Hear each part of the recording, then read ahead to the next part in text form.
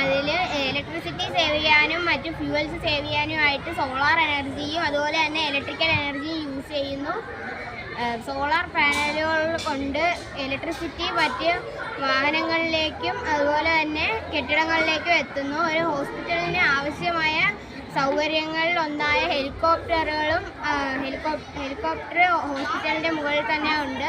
അതിനാൽ രോഗികളെ എത്രയും പെട്ടെന്ന് മറ്റു ഹോസ്പിറ്റലിലേക്ക് മാറ്റണമെങ്കിൽ അത് അനുയോജ്യമാവും. വർഷത്തിന് ശേഷം കൃഷിയൊക്കെ കമ്പ്യൂട്ടർ വഴിയും മറ്റെന്തെങ്കിലും ഉപയോഗിച്ചാണ് നടക്കുക.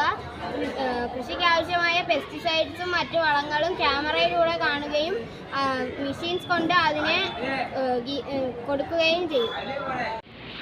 ഞങ്ങളിവിടെ അവതരിപ്പിക്കാൻ പോകുന്നത് സസ്റ്റൈനബിൾ ഡെവലപ്മെൻറ്റും ഫ്യൂച്ചറിലുണ്ടാകുന്ന സിറ്റിയെ കുറിച്ചുമാണ്. ഇതിൽ ഇലക്ട്രിസിറ്റി സേവ് ചെയ്യാനായിട്ട് സോളാർ പാനലുകളും അതുപോലെ സോളാർ പവർ ഉപയോഗിച്ച് ഓടുന്ന വണ്ടികളെയാണ് ഉണ്ടാക്കിയിരിക്കുന്നത്.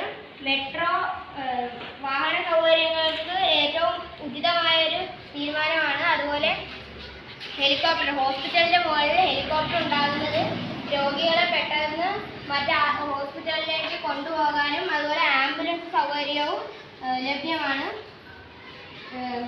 സിറ്റി പോസ്റ്റ് ലൈറ്റുകളും അതുപോലെ വണ്ടികളെ ചാർജ് ചെയ്യാനും ഉണ്ടാക്കിയ ഒരു പ്ലാന്റാണ് ഇത്. അതുപോലെ തന്നെ ഇലക്ട്രിസിറ്റിയുടെ മറ്റൊരു മാർഗമായ വിൻഡ് മില്ലും ഞങ്ങൾ ഈ ഗ്രീൻ പാർക്കിൽ നിർമ്മിച്ചിട്ടുണ്ട്.